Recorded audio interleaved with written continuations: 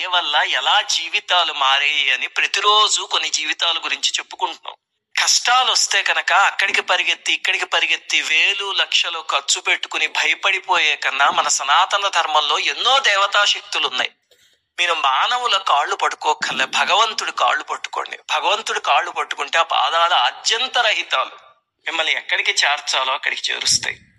అలాగా ఎన్నో జీవితాలు మారాయి కదా. కొన్ని సంఘటనలు ఈ రోజు వీడియోలో చెప్పుకుందాం. ఈయన భవానీ ప్రసాద్ బూరుగుపల్లి మఠం అని ఎవరో ఆయన రాస్తున్నారు. ఇది వీళ్ళు గత సంవత్సరం వారాహి నవరాత్రుల సమయానికి వాళ్ళున్న పరిస్థితి గురించి రాస్తున్నారు. సంతానం కోసం అప్పటికి ఎన్నో హాస్పిటళ్ళు తిరిగితే ఇంకా మీకు పిల్లలు పుట్టరు అని డాక్టర్లు చెప్పేశారట. ఏం చెయ్యాలో తెలియక బాధపడుతూ ఉంటే ఆ సమయంలో వారాహి నవరాత్రుల గురించి వీడియో చూసి చేద్దాము అని చెప్పి ప్రారంభించారట.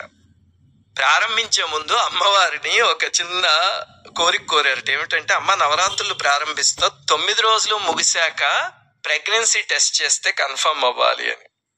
మొట్టమొదటి దేవుడికి ఎప్పుడు ఇలాంటి కండిషన్స్ పెట్టకండి. అమ్మ నీ దయ కావాలి అని కోరుకోండి. కోరుకుంటే అమ్మవారు ఏది ఇవ్వాలో ఎప్పుడు ఇవ్వాలో అమ్మవారికి తెలిసి ఆవిడ ఇస్తారు.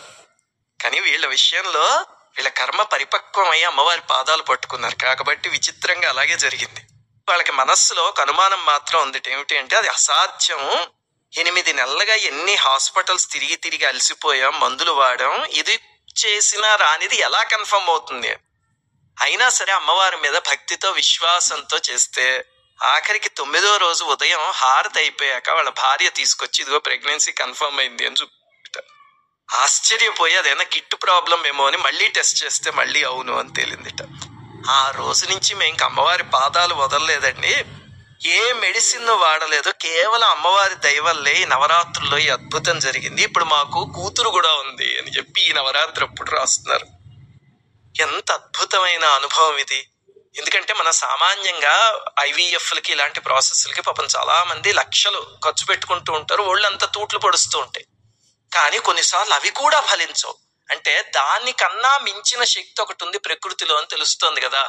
ఆ శక్తికి మనం 5 రూపాయలు కూడా ఇవ్వక్కర్లే. భక్తి అమ్మవారి పాదాల ముందు పెట్టి చేయగలిగితే కనుక తప్పకుండా అమ్మవారి కరుణిస్తుంది అనడానికి ఇదొక నిదర్శనం. అలాగే ఇంకొకళ్ళు రాస్తున్నారు చూడండి, నాయుడు అనే ఐడి నుంచి. వీళ్ళు RSS లో స్వయం సేవక్గా పనిచేస్తున్నారట.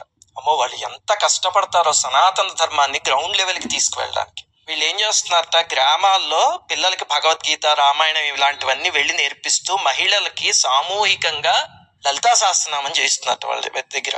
అప్పుడు అక్కడ చాలా మందికి వారాహి ఆరాధన చెప్పి చేయించడం మొదలు పెట్టాక